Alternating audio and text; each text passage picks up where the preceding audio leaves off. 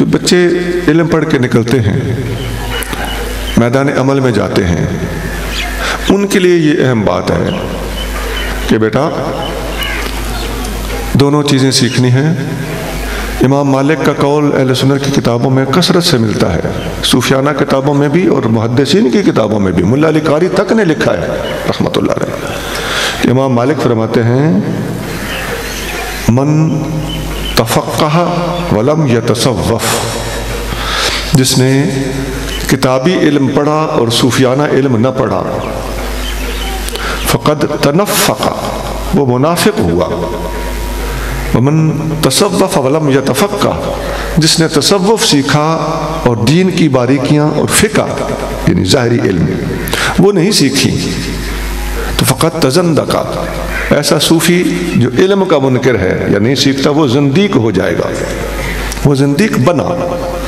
ومن جمع بینہما، جس نے کتابی ظاہری علم کو اور باطنی علم یعنی اخلاص کو اور تصوف کو، ان دونوں چیزوں کو اکٹھا کر کے دکھا دیا، دونوں چیزوں کو یک وقت سیکھا، فقد تحقق، وہ محقق بن گیا۔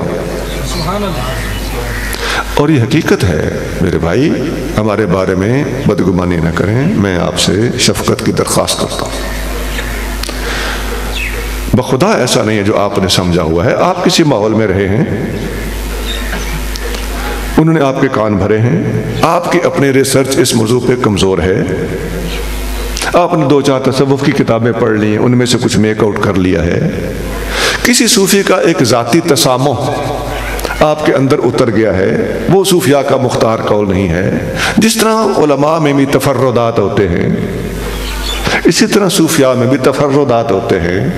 کوئی متفرد قول، متفرد کا معنی ہوتا ہے اکیلی اس کی اپنی ذاتی تحقیق جس سے دوسرے متفق نہ ہوں، اسے کیا کہتے ہیں؟ تفرد۔ تو یہ اگر علماء میں ہو تو آپ کو گوارا ہے، صوفیاء میں ہو تو فٹافٹ آپ اچھلنا شروع کر دیں، بڑی غیر محتاط روش ہے، دیکھ لیجئے ذرا۔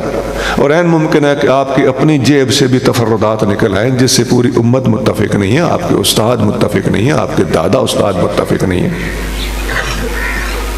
تو پھر کیا بنے گا؟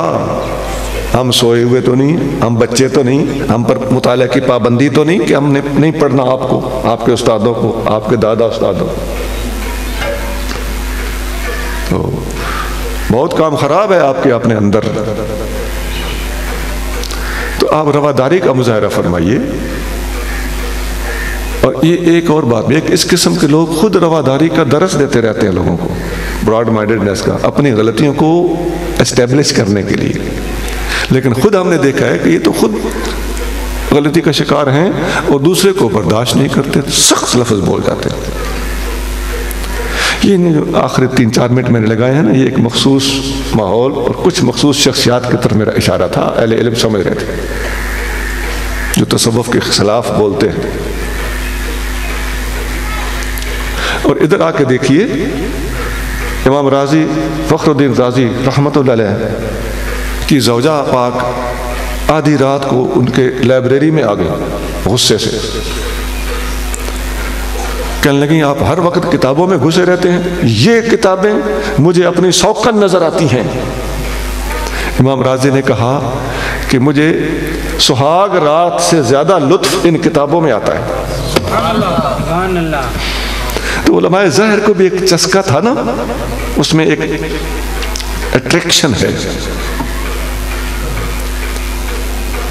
تو سونا اگر امام رازی یہ بات کہہ سکتے ہیں نا تو یاد رکھنا یہ بات اللہ کے ولی اور صوفیاء بھی کہہ سکتے ہیں کہ ہمیں بھی اس کے اندر جو لطف آتا ہے نا وہ پھر ہائے کم بخت تو نے پی ہی نہیں۔